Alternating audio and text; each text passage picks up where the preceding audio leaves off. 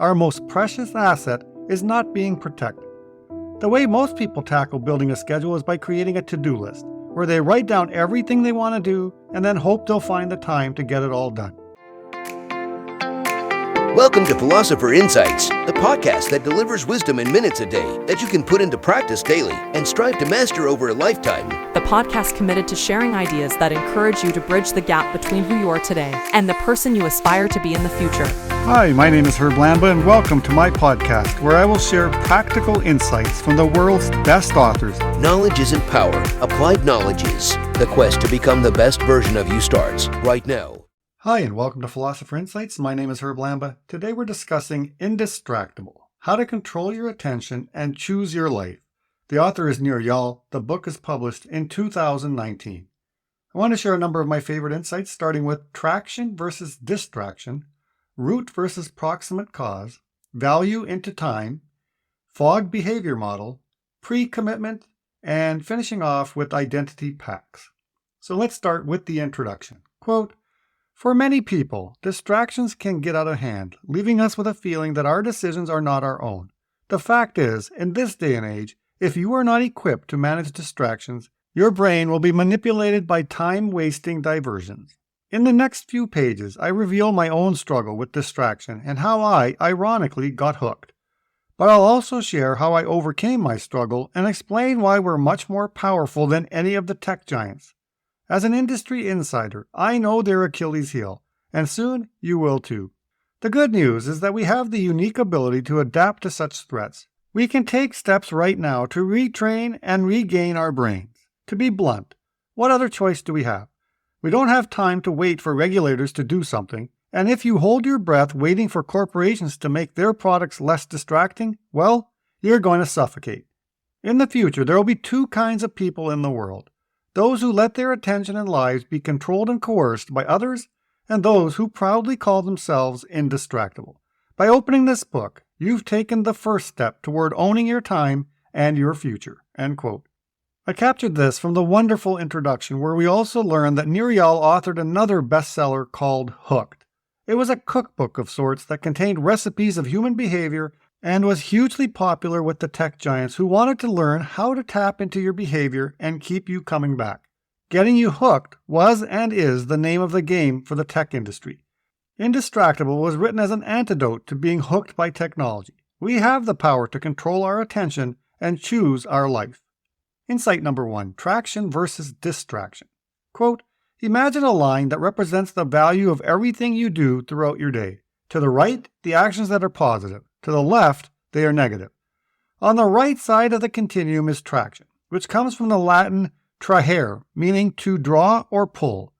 We can think of traction as the actions that draw us toward what we want in life.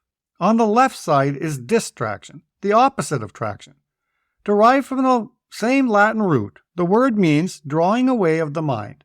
Distractions impede us from making progress toward the life we envision. All behaviors, whether they tend toward traction or distraction, are prompted by triggers, internal or external." End quote. I love that subtle distinction between traction and distraction. The internal triggers Eyal refers to are looking for a snack when our belly growls or putting on a warm sweater when we feel cold. The external triggers are the environmental cues that tell us what we should do next. This includes the pings, dings, and rings that prompt us to check social media or open an email. We face a huge challenge in today's society where it seems like everything is being designed to hack into our attention and force us into distraction. Eyal defines a 4-part indistractable model. Number 1, you master your internal triggers. Number 2, you make time for traction. Number 3, you hack back external triggers. And number 4, you prevent distraction with packs. Insight number 2, root or proximate cause. Quote, "Consider the game of pool. What makes the colored balls go into the pockets? Is it the white cue ball, the stick, or the player's actions? We understand while the white cue ball and the stick are necessary, the root cause is the player.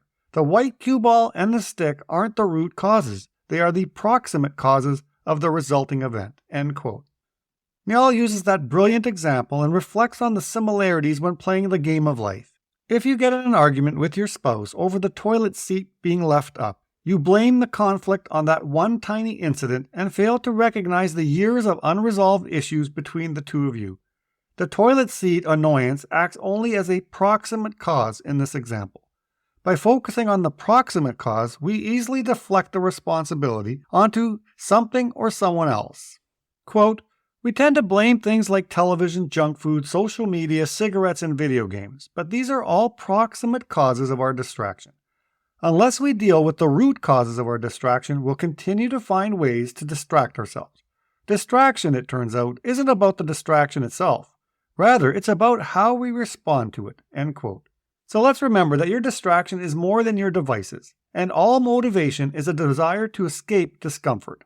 Focus on the root cause of what you're trying to escape so you can identify the causes of your distraction.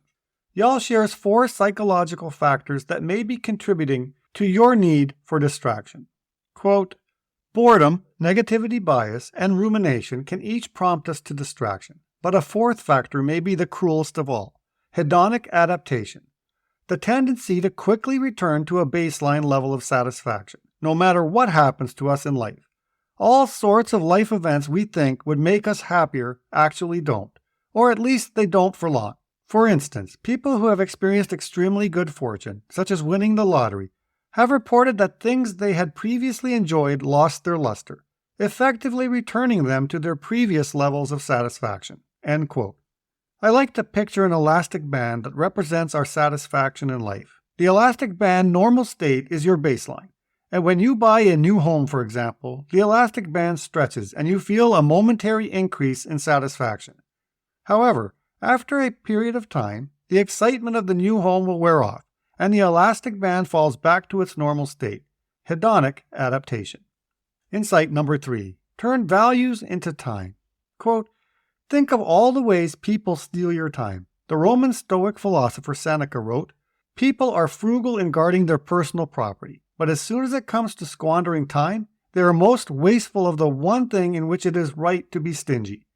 Think of all the locks, security systems, and storage units we use to protect our property, and how little we do to protect our time. End quote. According to a study in the Promotional Products Association International, only 1/3 of Americans keep a daily schedule, which means the majority wake up every morning with no formal plan. Our most precious asset is not being protected.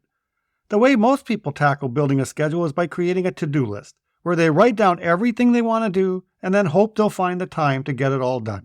Quote, instead of starting with what we're going to do, we should begin with why we're going to do it. And to do that, we must begin with our values. End quote.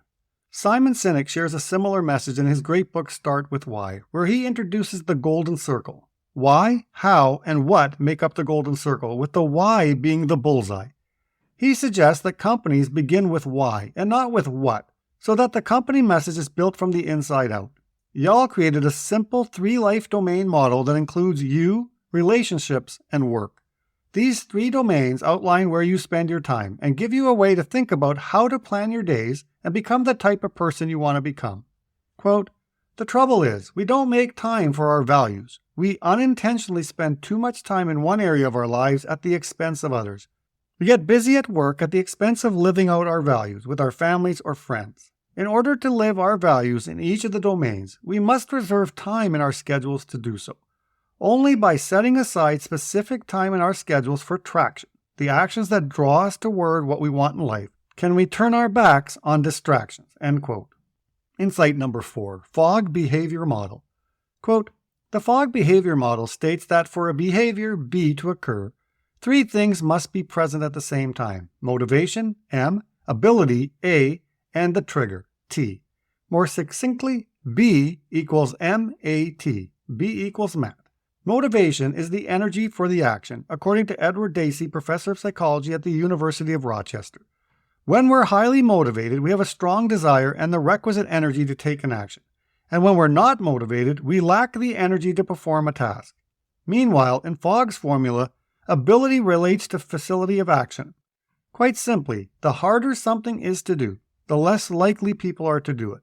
Conversely, the easier something is to do, the more likely we're able to do it. When people have sufficient motivation and ability, they're primed for certain behavior. However, Without the critical third component, the behavior will not occur. A trigger to tell us what to do next is always required." End quote. The central focus of Eyal's message as it relates to this model is the trigger. The price that we pay by constantly checking external triggers, email, social media, and text, is very high. It's no surprise that many of us struggle with focus when major companies are out to capture our attention and get us hooked on their apps and devices. Although not all external triggers are bad, we need to ask ourselves a critical question when dealing with them. Quote, "Is this trigger serving me or am I serving it?" End quote. In the book, Eyal shares strategies to hack back email, group chat, your smartphone, your desktop, online articles, and your newsfeed. I highly recommend reading the book to dive deeper into those strategies, but I want to share one of his strategies to address the newsfeed distraction. Quote, "The infinite scroll of Facebook's newsfeed is an ingenious bit of behavioral design and is the company's response to the human penchant for perpetually searching for novelty. But just because Facebook uses sophisticated algorithms to keep us tapping doesn't mean we can't hack back. I found the most effective way to regain control is to eliminate the newsfeed altogether. Didn't think that was possible? It is, and here's how. A free web browser extension called Newsfeed Eradicator for Facebook does exactly what it says. It eliminates the source of countless alluring external triggers and replaces them with an inspirational quote. If that tool doesn't strike your fancy, another free technology called To-Do Book replaces the Facebook newsfeed with the user's to-do list." End quote. I heard a quote recently that reflects the importance of taking back our time that today is addicted to the Facebook newsfeed. Quote, "If you have 5 minutes to waste, then Facebook is a great way to waste 55 minutes." End quote. Truth be told, I believe the quote used Twitter, but you get the point. Imagine how much productivity time you are losing because of social media's external triggers. You may think you have it under control, but it may be worth taking a closer look. Learn to control your own experiences in social media instead of allowing the social networks to take over your time and attention. Insight number 5, pre-commitments. Quote, "What these creative professionals understand is that focus not only requires keeping distraction out, it also necessitates keeping ourselves in. After we've learned to master internal triggers, make time for traction, and hack back external triggers, the last step to becoming indistractable involves preventing ourselves from sliding into distraction. To do so, we must learn a powerful technique called a pre-commitment, which involves removing a future choice in order to overcome impulsivity. I just love this idea of pre-commitment. One of the simplest examples of this is putting money away in a retirement account with steep penalties for early withdrawal to ensure we don't spend money we need for our future. If you don't want to eat junk food, pre-commit by not buying the junk food and bringing it into the house. This increases the amount of effort required for you to engage in the undesired behavior. Insight number 6, identity packs. Quote, "The way we think of ourselves also has a profound impact on how we deal with distractions and unintended behaviors. A study published in the Journal of Consumer Research tested the words people use when faced with temptation. During the experiment, one group was instructed to use the words "I can't" when considering unhealthy food choices, while the other group used "I don't." At the end of the study, participants were offered either a chocolate bar or a granola bar to thank them for their time. Nearly twice as many in the "I don't" group picked the healthier option on their way out the door. End quote. As part of the Optimized Coach program I took in 2019, identity was another core component. Establishing our identity in core areas of our lives was an essential part of our daily routine. For example, each morning I would write down my energy identity, fit father at 50, which was a pre-commitment to my self-image that helped me lose nearly 30 pounds. I was also reminded of James Clear's wisdom from his great book Atomic Habits, where he shares, quote, "The word identity was originally derived from the Latin word essentitas, which means being, and identitum, which means repeatedly. Your identity is literally your repeated beingness. The more we learn to repeat a behavior, the more we reinforce the identity associated with that behavior." Quote, "By aligning our behaviors to our identity, we make choices based on who we believe we are. By making identity packs, we are able to build the self-image we want. Though we often assume our identity is fixed, our self-image is, in fact, flexible and is nothing more than a construct in our minds. It's a habit of thought, and as we've learned, habits can be changed for the better. One of the best exercises I was ever taught was to take a few minutes each morning to write down a statement about your identity in the areas of energy, work, and love, and then connect that to the virtues that best represent your identity. I highly recommend adopting a similar practice to transform your self-image and, for the purposes of this book, become indistractable. Quote, "We can all strive to do what we say we will do. We all have the powers to be indistractable." End quote. That is my quick look at this fascinating, wisdom-packed book, Indistractable by Eyal. You've been listening to Philosopher Insights with your host, Herb Lamba. If you enjoyed this episode and you'd like to support the podcast, please share it with others, post about it on social media, or leave a rating and review. To go deeper with me, you can register for free at www.philosopherinsights.com for instant access to a growing library of Philosopher Insights, which are 8 to 10 page PDFs, plus 20-minute MP3s that break down my favorite insights from the world's best personal development books. To catch all the latest from me, you can follow me on Facebook at Optimal Herb. Thanks again, and I'll see you next time.